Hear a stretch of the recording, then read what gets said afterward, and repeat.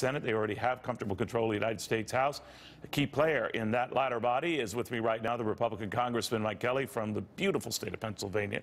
Congressman, good to have you. Merry Christmas. Neil, Merry Christmas to you. Good to be with you. You and I were just sort of talking during the break here about great expectations. It's nice to have them, right? But it's a lot of pressure, too. It is. Yeah, well, you know, pressure is how you interpret it. But I just, after working through the election and through the campaign season, you know, Mr. Trump brought an altogether different dimension. And I think actually we're looking now that people that never thought they were part of government, they came out and they voted this time. Mr. Trump was not elected by Republicans. He was elected by Americans who were tired of what they saw going on in Washington. So it gives us an opportunity to really govern in the best interest of the American people, not just a party. Now, you were there when John Boehner would look around and talk about the high expectations on Republicans. And that's a lot of pressure. And you know also how government grinds through things, whether it's under one party's control or not, right? Well, it is. Although I think that right now, if there was any mandate that we received that people understand, we got to legislate to make America great again. I think we understand that. And I think now we reach across to people we never would have reached before. And there's an old Irish saying, may your home always be too small to hold all your friends. The Republican Party right now has become the party of the working man and woman. It's not an elite group. I think that's switched now to the other side where an elite has showed up on behalf of Ms. Clinton. But who showed up for America?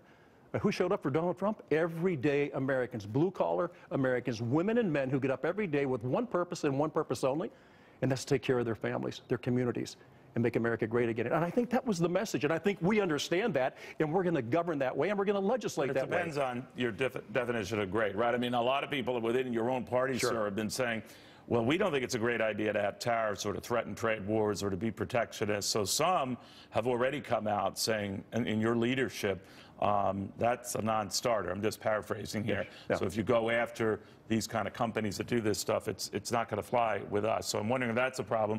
I'm also wondering if the stuff I'm hearing on the Senate side, Congressman, with Mitch McConnell, hinting that he's not too keen on an infrastructure spending measure that might be very pricey, at least not now, that we don't have the seeds there for a little bit of infighting.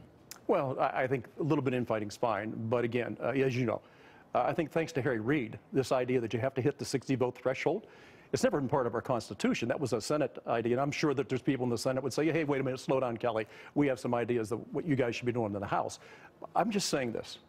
The expectation of the American people is going to be over the top. But we've got to be able to perform at a level that proves to them that the decision they made on November the 8th was, again, to move the country forward in a dynamic and robust economy. Then you do the safest things in which you all agree. For example, tax cuts. You all seem to agree on that. You all seem to agree on cutting back on regulations. Do you think then, Congressman, is it your understanding that the first 100 days would include a rollback in all of those tax rates, business, individual, all of that? Do you know what? Again, all of these things, these issues are important to us. At the end of the day, what is it that we're going to do that maintains that confidence of the voters that voted for us on November the 8th? Now, we can get tied up and wrapped around the axle and ideological impressions of the way things should be. But again, I come from the private sector. Now, I'm a retailer. When I look at some of the things we're doing, I always think at the end of the day, what have we done to hurt the American people? What have we done to hurt our economy today?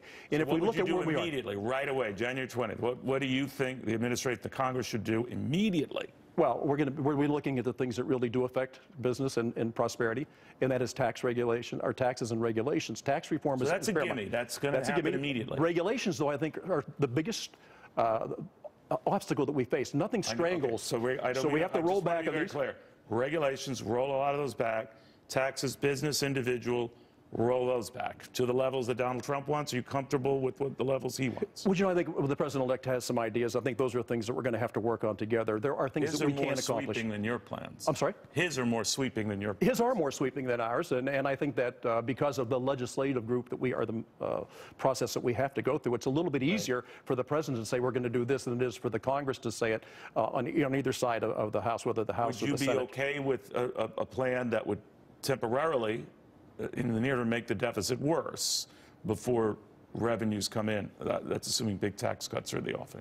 Well, I think you look at long range, what does this mean to us? So is there going to be some deficit spending? As long as it's deficit spending that leads to an upside. So I watched spending in the last... A bit more short term, you can live with that as long as the blueprint seems to be for more more money coming in. I can live with it because I've done the same thing in my business. I'll make a purchase today that's going to cost a lot of money if it can pay for itself in the long run. Look, if it doesn't kill more than it eats, I don't need it, and neither do the American people, and neither does the American economy. We have to be very smart about how we do it.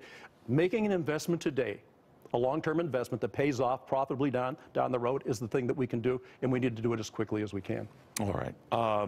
It's going to be wild times. It's going to be fun. It's going to be fun. So it's not too cold out there on the 20th. You know? It always is. Well, you know? if it is, it is. But I'll tell you what, we're going to heat up Washington in a way that I think the American people are going to appreciate it. Congressman, thank you very much. I love the Irish story there. A good Irish man.